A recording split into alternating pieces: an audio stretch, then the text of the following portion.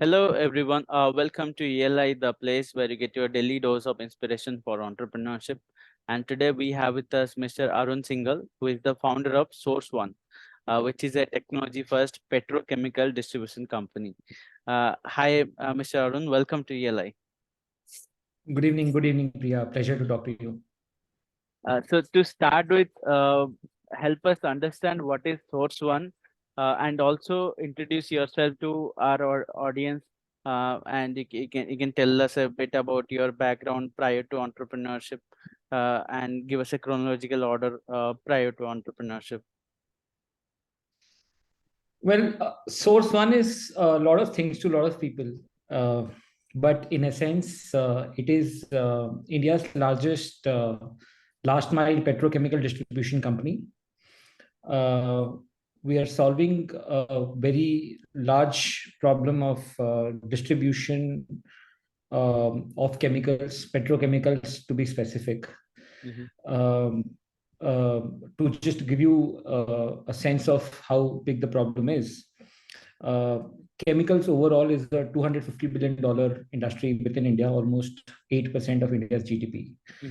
And within that, petrochemicals is almost $30 billion. The distribution of chemicals from where it is produced to where it is consumed is scattered, is broken, and is traditional. And this directly impacts India's manufacturing because, as you know, chemicals essentially is a raw material and used in a very, very large number of utility products that we consume on our daily lives, including the headphone that you're wearing would have some form of chemicals in it. Now, solving the distribution directly has an effect on streamlining or making manufacturing of it more efficient. And if the manufacturing gets efficient, it directly impacts our GDP. So there is a deeper connection between what we are doing to the overall GDP of the economy. And essentially, we are into distribution. We are solving it with new age technologies. And that's essentially who we are. And I'll be happy to talk to you, take you through the journey of technology, which has been a very interesting journey for us as far as the company is concerned. So we'll come to technology. Tell us a bit about what is your orientation toward petrochemical, how your background, what is your background into petrochemical, and what was the journey taken to build this venture prior to entrepreneurship. Tell us a bit about your childhood, where did you study, and how did you land up in entrepreneurship?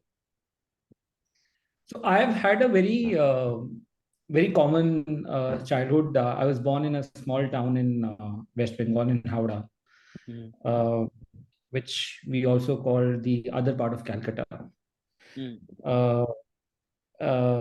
From there, I schooled and then could not crack the best college in Calcutta, which is Xavier's. Had to move to Delhi University to do what I love to do, which is economics. I went to Delhi to study economics. Eventually, again, my love changed from economics to co-curricular activities. I got involved in debating and discussing. From there, I had no choice but to do an MBA. Managed to crack one of the better B schools, which is MDI Gurgaon. From there, the journey of serendipity continued. I ended up in doing treasury sales for ICICI Bank. Did that for 4 years. It was a great learning institution. More than the product, we were selling our opinions to people. And I had a disconnect with the fact that, somebody with as low an experience as mine, educating my opinion to people who've done far, far better than me in my life was not connecting with me on a deeper level. And from there, I joined a very small team at Edelweiss, where we co-created a desk which was doing exact on the opposite side of what we were doing at ICICI. So I was humbled, and it was a great chance for me to come to the other side of the same desk, because that humbles you, because you start getting the 360-degree experience of the same trade. So in ICICI, I was selling FX and FX derivatives. On the Edelweiss desk, we were into buying of FX and FX derivatives on behalf of our customers. After doing that for 1.5 years, eventually I was done with the finance world. Thought so, and ended up in a very remotely different industry of truck transportation. So joined a startup called Dracula. It was a very small team of 3 people when I joined. So I was the 4th guy.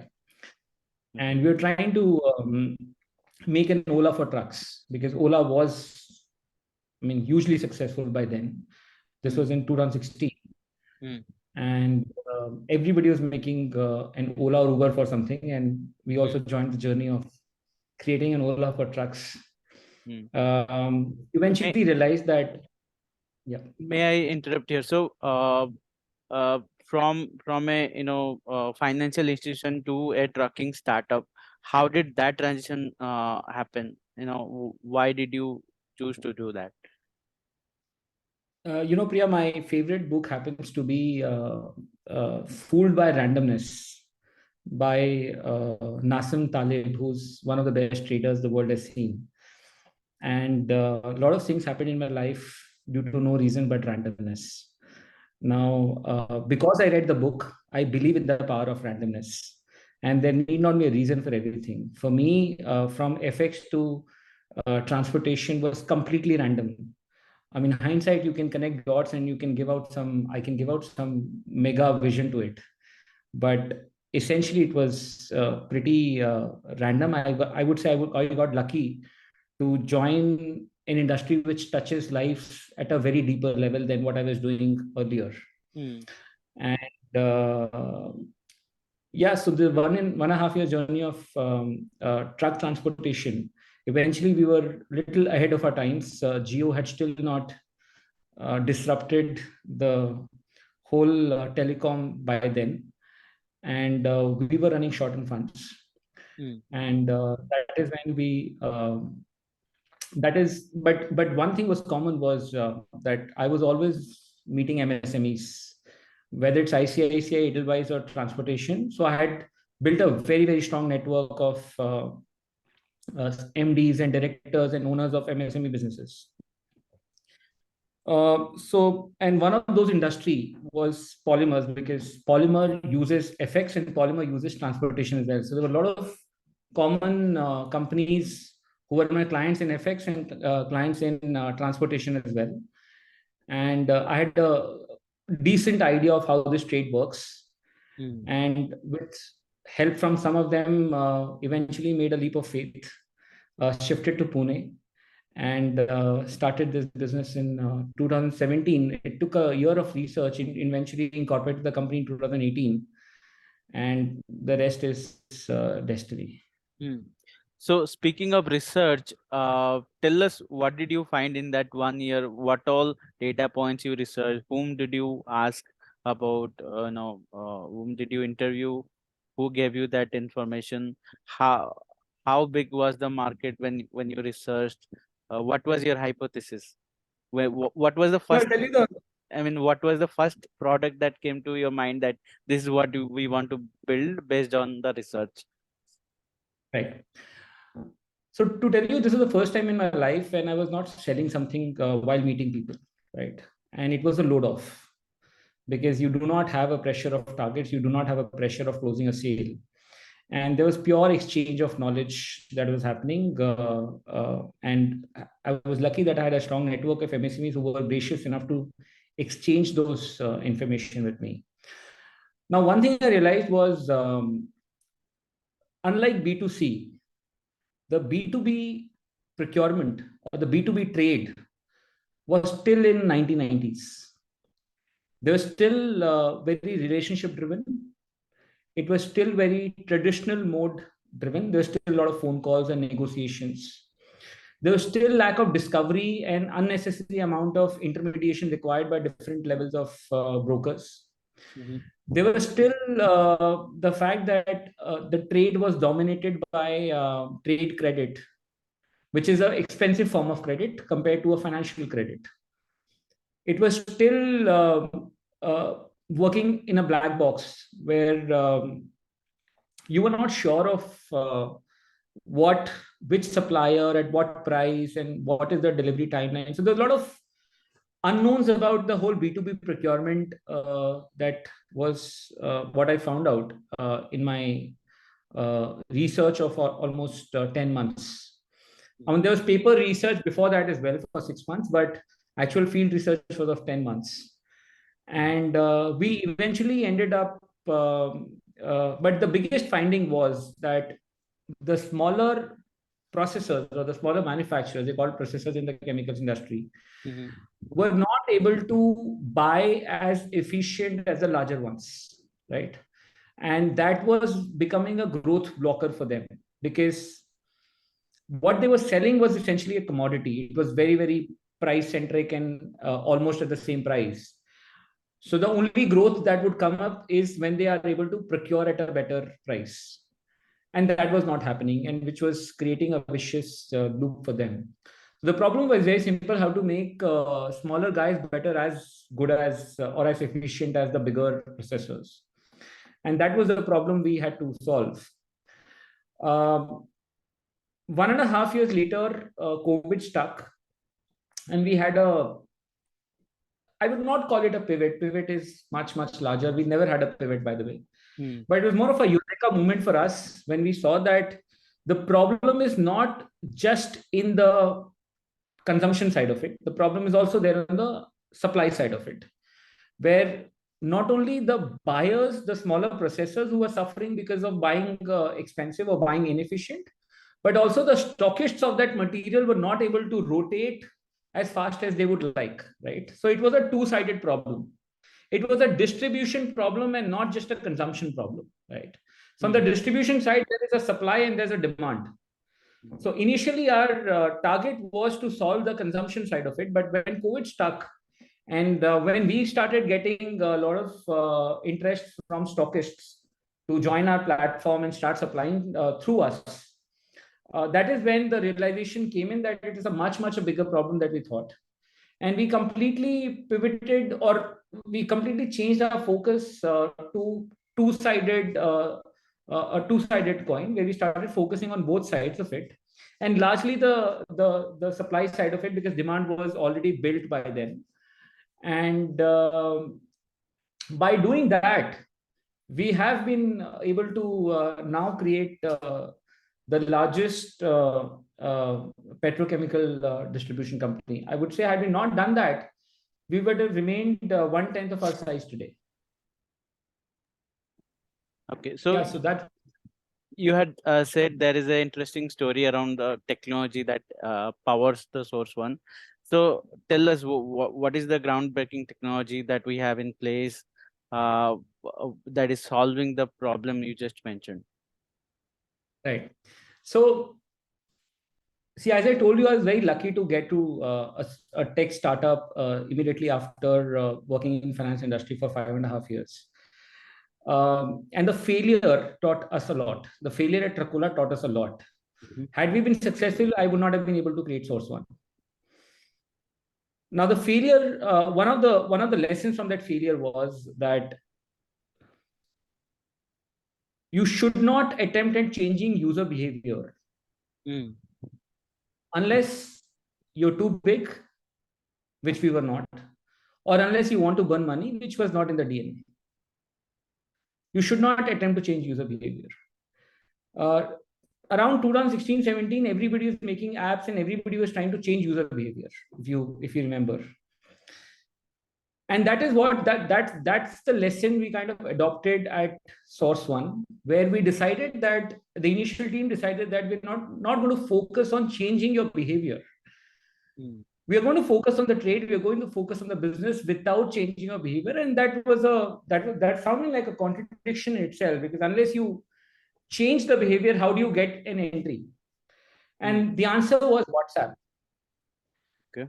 Something that we were using day night. We had not realized by then that this is going to be our platform for dissemination. This is going to be our platform for transaction. 2017, WhatsApp business version had come in at a beta stage where we were trying to do demo with Make My Trip and Book My Show. And with a long-term plan of entering in India and becoming a business platform. And we found ours to be a very strong use case of using WhatsApp business as a transaction platform, because we were essentially in the business of commodities whose prices change daily. The prices are supposed to be quoted by the supplier on a daily basis, and the price is supposed to be consumed by the buyers on a daily basis, right? And what better than WhatsApp? Because it works with immediate attention.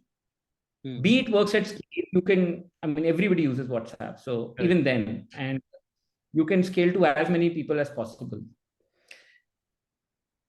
And C, it does not change user behavior. It was already a part of user behavior by then, right? Right. So it was a godsend for us. We applied for the license. Thankfully, we got the license. And today we are one of India's largest consumer of WhatsApp APIs as far as messaging is concerned. So for us with WhatsApp, what happened was we were able to communicate what we wanted to communicate in the manner in which we want to communicate, at the scale and with the speed with which we wanted to communicate, without changing your user behavior. Speaking of scale, can you tell us what is the current scale we are operating at in terms of number of users, number of truckers, volume that is transported? So today we touch lives of close to 12,000 processors twice a day, and actually multiple times a day, because 40% of the audience is on mobile app today. We work with 22-23% of the industry, and the remaining 78% still follows our prices. Even if they're not doing business with us, they still refer to our ecosystem of information before they make their purchasing decision. We handle close to 1,500 shipments a month, which is almost 18,000 shipments a month. We handle close to 250,000 tons a year of shipment. And this is from anywhere in India to anywhere in India at a just-in-time basis. And yeah, these are a few fascinating numbers that kind of keep us motivated. And also tell us what is the delta of your platform, as in earlier there was a old method of doing business, then you brought a change. So what is the amount of cost saving, what is the amount of efficiency that you brought into the system? See, from a demand perspective, we have saved almost an average of 1.5% of costs for these processors, especially the smaller processors. And this almost converts to... is it total cost or just a transportation cost? No, this is the total cost. See, polymer or chemicals typically constitute 80% of your finished product. And if you're saving 1.5% of that, it converts to 1.2% of your total sales. So assume that your profit margin is 5%. If you're talking of 25% upside in the gross profit of any company, which is huge. Wow. Number two, we save humongous amounts of manpower and bring in humongous amount of efficiency to the whole ecosystem, because we make everything transparent. There is nothing hanky-panky about the whole transaction. Everything is transparent, everything is audited, and everything is visible to the management of the company as well, even at a retrospective basis. From a supply point of view, we are now almost, I mean, for different people, we control cost from 20% to 50% of their total turnover. And this helps them rotate their inventory much faster and are able to use that money to grow their scale much faster. So it's it's a virtuous loop. If you're able to sell fast, you're able to purchase more because you got the money in the bank account. If you're able to purchase more, you're able to procure at a better price and hence sell more, right? So this speed and growth kind of support each other in the commodity trade. And that is what we have, this is the virtuous loop that we have kept in the industry. We understood the problem. We understood how you are solving it. Now tell us, what is the different sources of revenue for us? Is it a SaaS based revenue, or is it, per consumption basis? How does it work? So as I started this saying that we are a lot of things to a lot of people, essentially we are a distribution company. Very proud of it. Uh, uh, the first thing we are is a distribution company. The second is a tech company, not the other way around.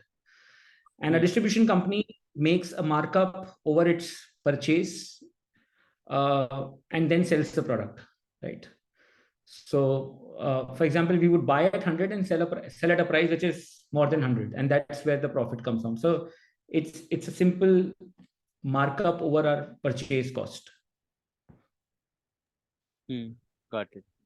So now let's talk about your personal journey as an entrepreneur, and tell us why entrepreneurship in the first place. I think you were doing well in your high paying jobs. So why did you get into uncertainty? Where did you find this entrepreneurial bug in you?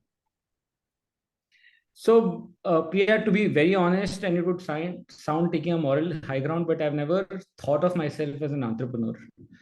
See, for me, I was lucky to be emotionally dissatisfied with my earlier jobs.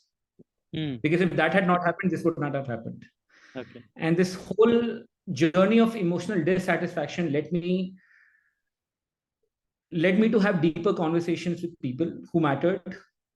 And this led to the discovery of a problem. I was out to solve this problem because I have a huge passion to work with MSMEs. I've been lucky to land up a job which was directly working with MSMEs, even after doing an MBA from a tier 1B school. Normally, tier 1B schools, you land up in very high-flying jobs. And for me, the journey was different, right?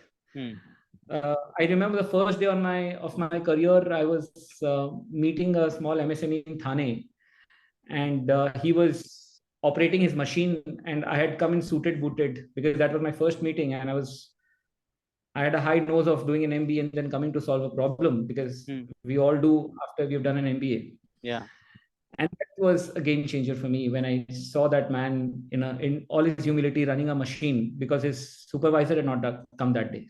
That kind of gave me a reality check.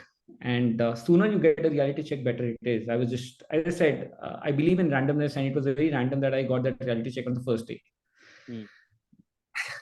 So yeah, coming to today, I've never thought of myself as an entrepreneur, that I'm going to be an entrepreneur, or the ego of getting into entrepreneur. There was a very deeper problem, and I had an emotional attachment with the problem because of emotional attachment with MSMEs on small businesses and small business owners. And entrepreneurship is just a medium to solve that problem. It's not an end, or it's not an ego booster for me. Got it. Speaking of randomness, so I think we also, during our journey, we also meet random people who eventually turn up becoming our co-founders, teammates. So tell us about how did you find your team? How did you motivate them to join your vision when you were researching, and in the initial days, what was their incentive? How did you arrange funds to employ them and run your operation till you break even? Tell us about that story. So as I said, there were a lot of MSME clients that I had during my banking days and transportation days, who eventually turned out to be my mentors in this journey. This is the first part of randomness. So eventually I co-created a company with my ex-clients, at least at an idea level. Number two was my co-founder the CTO, Srinath Balakrishnan. We met very randomly for a quick chat because he had left his stint. He was kind of figuring out things. I was obviously looking out for a co-founder. And not that we met for that position, but eventually I ended up meeting him. There was no interview discussion, nothing. And we ended up joining hands, and now it's been 5 years. So that was the second point of randomness. Third, I'll tell you a very interesting random story. I was out for a cup of tea, and there was a person who came. It was a tea shop, and that tea shop also had some laddus and mithais in his shop. And there was a person who came to sell some packaging solutions to that mithai wala, because the mithai was open and not packaged. I ended up hiring that person. He was one of the first hires for me, because the passion with which that guy spoke at a very senior age, I was taken aback, right? And we've done a lot of hiring basis these random things. So, for example, in normal corporate career, taking a work break is a taboo in India, right? For us, we have close to 13, 14 people who had to take a break due to COVID-induced layoffs or other reasons. And they've been the best performance for us. We decided on day zero that we're not going to fill these people with polymer veterans or people from the industry. And except for one person, nobody in the company, Priya, is from this industry. Because for us, the process of learning is much easier than the process of unlearning. And when you take the person from the same industry, you have to first unlearn stuff to do the things we wanted to do, right?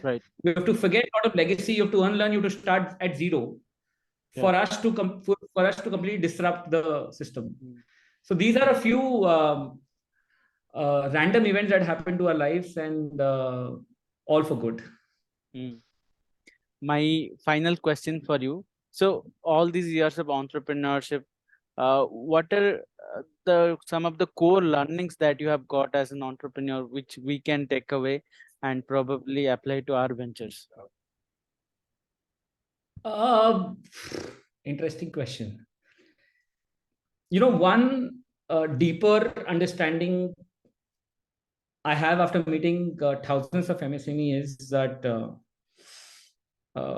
in India, whatever is true, the opposite of that is also true. So you can call India a credit-hungry country and still it's a cash-rich country. You can call India a technically advanced country, but a lot of regions are very, very technically backward. You can call India a very slow-growing country and get a very fast-moving economy, right? That's one.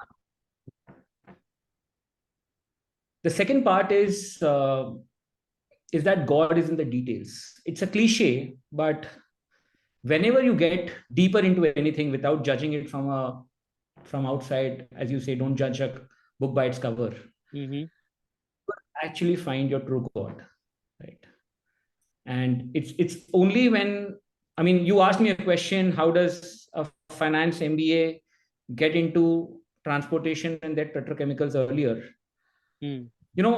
At the outset, it's a technical industry because there is chemicals and there's chemistry and there is so much of jargons.